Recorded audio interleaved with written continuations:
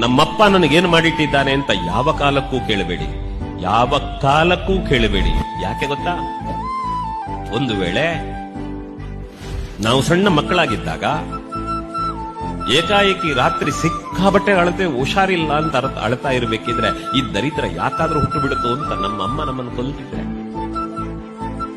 ಇಲ್ಲ ಅಮ್ಮ ಎಲ್ಲೋ ಸಂಬಂಧದಲ್ಲಿ ಹೊರಟಿರ್ತಾಳೆ, ಅವಳ ಮೈ ಮೇಲೆ ಮಲಮೂತ್ರ ವಿಸರ್ಜನೆ ಮಾಡಿ ಬಿಟ್ರೆ ಇದೆಲ್ಲೋ ಹಾಳು ಮಾಡಿಬಿಡುತ್ತೋ ಅನ್ನೋ ಕಾರಣಕ್ಕೆ ನಮ್ಮ ಅಪ್ಪ ಕೊಲ್ತಿದ್ರೆ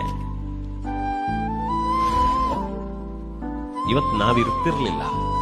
ನಮಗೆ ಬದುಕು ಕೊಟ್ಟದು ಅಪ್ಪ ಅಮ್ಮ ಅಂತ ನೆನಪು ಮಾಡಿಕೊಳ್ಳಿ. ಬದುಕು ಕೊಟ್ಟವರ ಅಪ್ಪ ಅಮ್ಮ ಅನ್ನೋದು ನೆನಪಿರ್ಲಿ. ಹಾಗಾಗಿ ನಮ್ಮನ್ನು ಉಳಿಸಿದ್ದಾರೆ, ನಮ್ಮ ಕೈಕಾಲು ಸರಿ ಇದೆ, ನಮ್ಮ ಕಣ್ಣು ಸರಿ ಇದೆ, ಬುದ್ಧಿ ಸರಿ ಇದೆ ಅಂದ ಮೇಲೆ ಇನ್ನು ನಮ್ಗೆ ಅಪ್ಪ ಅಮ್ಮ ಏನು ಕೊಟ್ಟಿದ್ದಾರೆ ಅಂತ ಕೇಳಬೇಡಿ.